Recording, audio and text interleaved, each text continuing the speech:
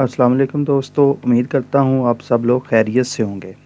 आज की इस वीडियो में मैं आपके लिए एक स्कॉलरशिप का रिव्यू लेके आया हूँ, जिसमें मैं आपको डिटेल के साथ उसका पूरा रिव्यू दूँगा। और इस वीडियो की जो इम्पोर्टेंट बात है वो ये है कि इस यूनिवर्सिटी के अंदर अप्लाई करने की कोई फ़ीस भी नहीं है, और दूसरा इसमें आपको एक्सेप्टेंस लेटर भी नहीं चाहिए, और तीसरा इसमें आपको हार्ड कॉपी भी सेंड करने की ज़रूरत नहीं है। इसका सिंपल सा प्रोसीजर है।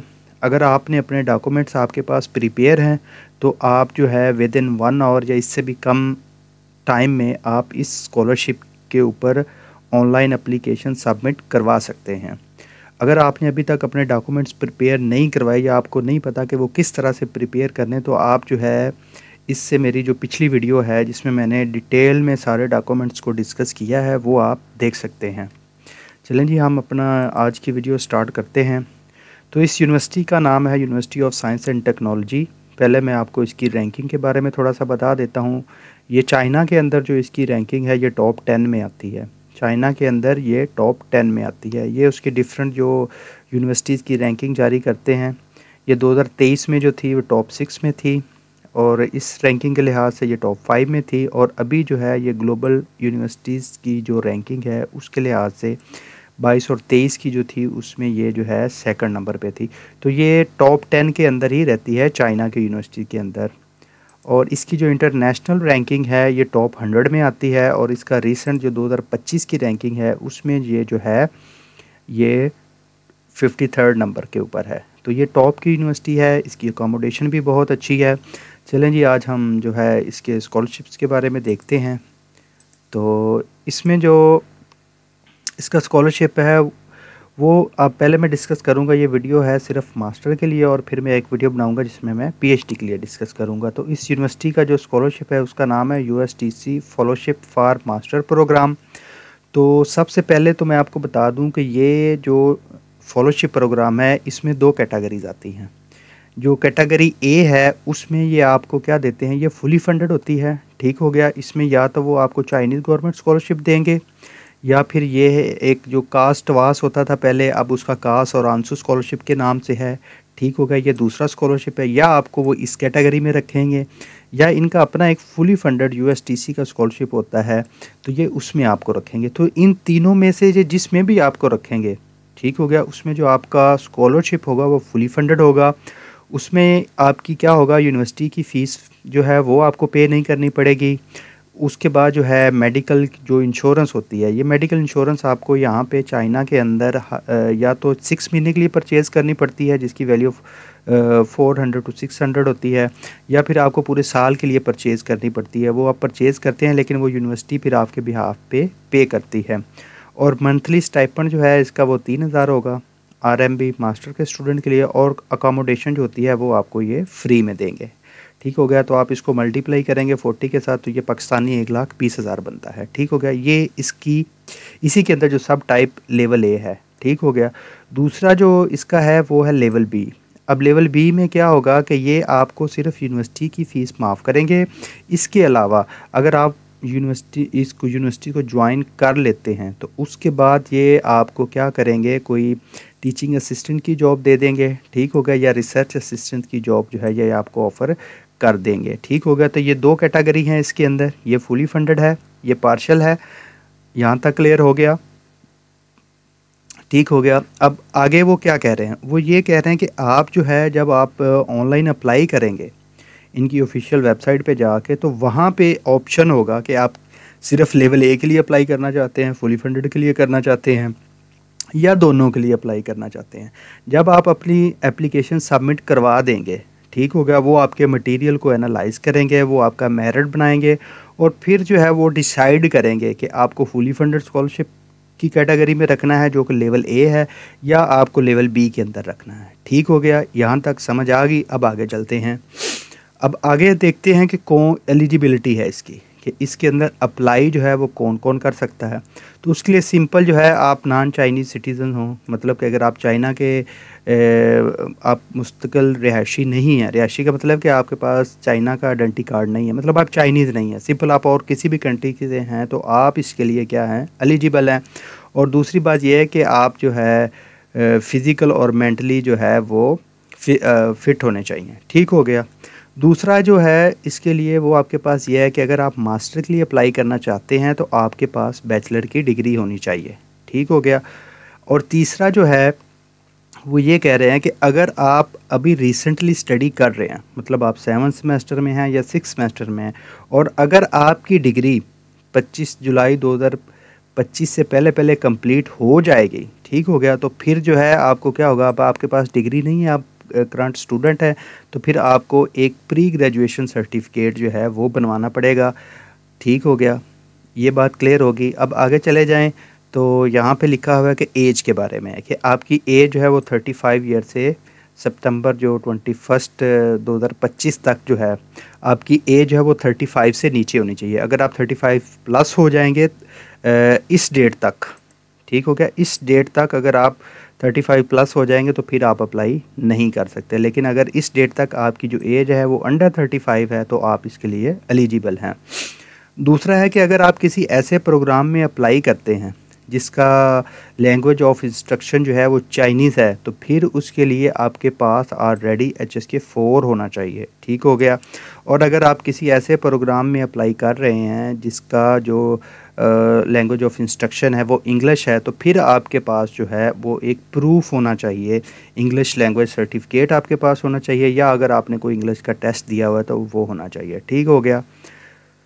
दूसरा ये है कि जी आप उनका जो रिक्वायरमेंट एरिया है, मेड एडमिशन क्राइटेरिया, उसके ऊपर पूरा उतरते हों। और लास्ट जो है कि वो आप जब ये स्कॉलरशिप गेन कर लेंगे तो फिर जो है इसके साथ आपको कोई और अकोमोडेशन जो है साथ में काम शाम या कोई असाइनमेंट जो है वो नहीं दी जाएगी, तो इसको ये इतना ज़्यादा इम्पोर्टेंट नहीं है। अब आगे आ जाएं तो हमारे पास जो मेन चीज़ है सबसे पहले वो है एप्लीकेशन टाइम। ये अक्टूबर में स्टार्ट हुआ था और अभी है, और इसकी जो लास्ट डेट है वो Feb 15 है। तो अगर आप अपने डॉक्यूमेंट्स, ठीक हो गया, 15 फेब से पहले पहले कंप्लीट कर लेते हैं तो आप इसके लिए इजीली अप्लाई कर सकते हैं। अभी आपके पास 5-6 दिन हैं। डॉक्यूमेंट मैं फिर बताना चाह रहा हूँ कि अगर आपने डॉक्यूमेंट्स का आपको नहीं पता, सिंपल आप मेरी इससे पीछे वाली वीडियो देखें जिसमें मैंने डिटेल बताया है, वो 20 मिनट की वीडियो है, वो आप तफसील से देख लेंगे, आपको पता चल जाएगा डॉक्यूमेंट्स का। आपने डॉक्यूमेंट्स प्रिपेयर कराएं और इसके लिए अप्लाई कर सकते हैं। अब आगे आ जाते हैं जिसके आपने सिंपल करना क्या है। सिंपल आपने करना क्या है, यही इसके ऊपर एक लिंक दिया हुआ है, ठीक हो गया, इसके ऊपर आपने राइट क्लिक करके ओपन करना है। ठीक हो गया, आपके पास ये वाला पेज ओपन हो जाएगा। इस पेज के ऊपर आपके पास ऑप्शन आ रहा है लॉगिन का और क्रिएट अकाउंट का। आपने क्रिएट अकाउंट पे जाना है, इसके ऊपर आप अपना ईमेल देंगे, पासवर्ड रखेंगे और आपका यहाँ पे अकाउंट क्रिएट हो जाएगा। ठीक हो गया। और उसके बाद आपका अगला प्रोसीजर स्टार्ट हो जाएगा। फर्स्ट पेज आएगा जिसके ऊपर अब डेफिनेटली अगर आप मास्टर के लिए अप्लाई कर रहे हैं तो आपके इतना कॉन्फिडेंस होना चाहिए कि आपने एप्लीकेशन फॉर्म जो है वो किस तरीके से फिल करना है। उसमें सिंपल क्या आपकी इन्फॉर्मेशन मांगते हैं, आपकी एजुकेशन की इन्फॉर्मेशन मांग लेते हैं और आपने कुछ डॉक्यूमेंट अपलोड करने होते हैं। और इसमें अगर आपको छोटी मोटी मिस्टेक कर जाते हैं जो ब्लंडर ना हो, जैसे कि आपका पासपोर्ट नंबर है वो आप गलत लिख दें, तो ऐसा ब्लंडर ना हो। अगर कोई और छोटी मोटी मिस्टेक है तो वो इतनी मैटर नहीं करती है। आपके जो क्वाइफ हैं वो सही होने चाहिए, मतलब आपकी जो डेट ऑफ बर्थ है वो एक्यूरेट होनी चाहिए, और उसके बाद जो है आपका जो पासपोर्ट नंबर है वो एक्यूरेट होना चाहिए। जो इस तरह की चीज़ें हैं ना जो वो आपकी एक्यूरेट होनी चाहिए। बाकी आप अप्लाई करते हुए कोई थोड़ा बहुत ऊपर नीचे हो जाता है तो इसका कोई मैटर नहीं करता। ठीक हो गया।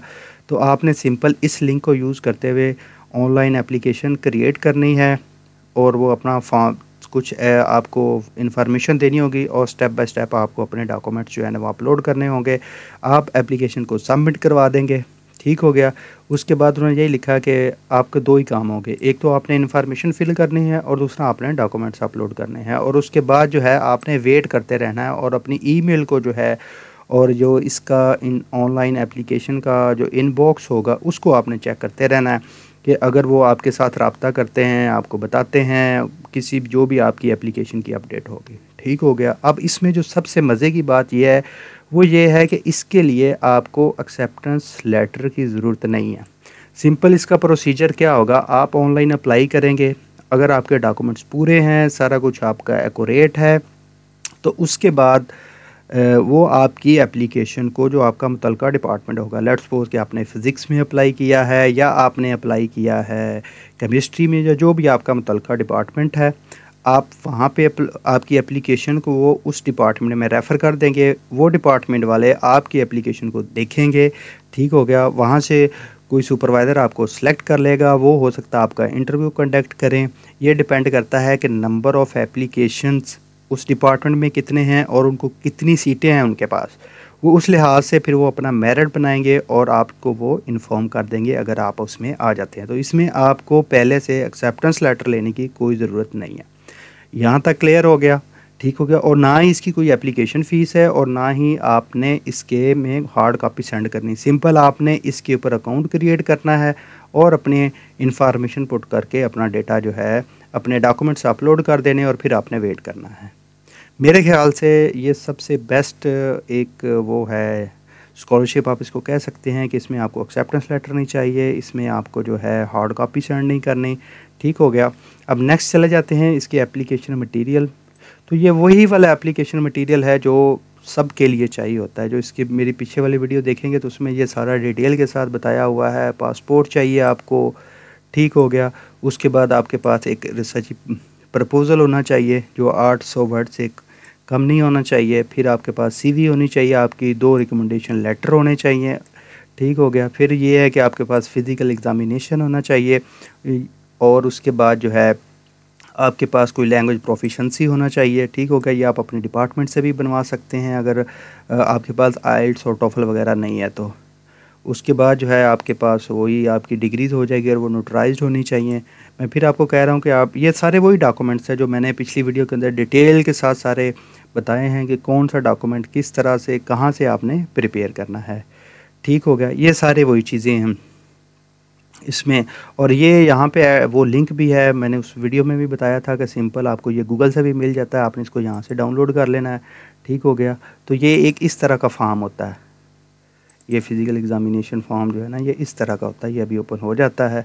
सिंपल आपने क्या करना होता है कि यही वाला जो फॉर्म है, ठीक है, ये दो पेज का होता है ये वाला। यहाँ पे आपकी तस्वीर लगती है, यहाँ पे आपका सारा डेटा फिल होता है। तो ये आप किसी भी जो आपका सरकारी हॉस्पिटल है वहाँ पे चले जाएं तो वो आपको आपके ये सारे टेस्ट भी इसके अंदर ये सारे लिखे हुए हैं ना, जोन जोन से करने होते हैं। तो वो जैसे ही आप डॉक्टर को दिखाएंगे वो समझ जाएगा कौन कौन से टेस्ट करने हैं, उसके रिज़ल्ट वो सारे इसके अंदर फिल कर देंगे आपको। तो ये आपने अपलोड करना हो गया। अच्छा जी, बस यही इसका सिंपल सा प्रोसीजर है। अब इसमें सिंपल आपने करना क्या है, डॉक्यूमेंट तैयार करें और उसके बाद जो है यहाँ पे आके अप्लाई कर दें आप। इसमें कोई बड़ी रॉकेट साइंस नहीं है, कोई कुछ नहीं है। ना आपको किसी एजेंट के पास जाने की ज़रूरत है, ना आपको, अगर आप सिर्फ मेरी जो इससे पहले वाली वीडियो और ये दो वीडियो आप देख लें, आप इस यूनिवर्सिटी में जो है ईज़िली जो है अप्लाई कर सकते हैं। इसमें कोई अगर फिर भी आपका कोई क्वेश्चन है तो आप मुझे कमेंट्स में जो है वो पूछ सकते हैं। अच्छा, इसमें एक और इम्पोर्टेंट चीज़ अब वो ये है कि आपने ये देखना है कि क्या आपका जो स्कूल है वो इसमें है भी कि नहीं है, ठीक है। मतलब जिसमें आप अप्लाई करना चाह रहे हैं तो ये वाला जो पेज है इस पे देखें तो यहाँ पे स्कूल का एक ऑप्शन था, यहाँ पे आ जाएं तो इसमें ये वाले सारे स्कूल्स हैं। इसके अंदर अगर आप मैथमेटिक्स से रिलेटेड हैं तो आप अप्लाई कर सकते हैं, फ़िज़िकल साइंस रिलेटेड है तो अप्लाई कर सकते हैं, फिर केमिस्ट्री है तो ये सारे आपको यहाँ से ये लाइफ साइंस का और मेडिसिन का है, ठीक हो गया। तो ये सारे इसके डिपार्टमेंट्स हैं और आगे यहाँ पे उनके लिंक्स भी दिए हुए हैं अगर वहाँ से आप इसको जाके चेक करना चाहते हैं तो, ठीक हो गया। ये सारे इसके डिपार्टमेंट्स हैं, तो इन डिपार्टमेंट्स में आप अप्लाई कर सकते हैं। अच्छा, इस स्टेज के ऊपर आपको सीएससी पे भी जाके अप्लाई करने की ज़रूरत नहीं। आप सिंपल ये यूनिवर्सिटी की वेबसाइट पे अप्लाई करें। अगर आपको यहाँ से पॉजिटिव रिस्पांस आता है, अगर आपको सीएससी के लिए सेलेक्ट करेंगे तो आपको कहेंगे कि वहाँ पे जाके आपने अप्लाई कर देना। लेकिन इसका ये सिंपल सा ही प्रोसीजर है, इसमें आपने किसी और जगह पे फ़िलहाल अप्लाई नहीं करना। तो मतलब आप इसको भी कंसिडर करें और किसी और यूनिवर्सिटी में सीएससी पे भी अप्लाई करना चाहते हैं तो कर दें। अगर आपको यहाँ से पॉजिटिव रिस्पांस आता है तो वहाँ पे सीएससी की जो आपकी एप्लीकेशन होगी वो किसी भी टाइम आप उसको अपडेट कर सकते हैं। तो सिंपल आपने उस यूनिवर्सिटी की जगह इस यूनिवर्सिटी का नाम लिख देना। तो ये है जी आज की वीडियो। उम्मीद करता हूँ आपको ये वीडियो पसंद आई होगी। मेरे चैनल को सब्सक्राइब कर लें और जो बेल आइकन है उसको प्रेस कर दें ताकि मेरी आने वाली वीडियो जो है उसका नोटिफिकेशन आपको मिल जाए। जज़ाकल्लाह।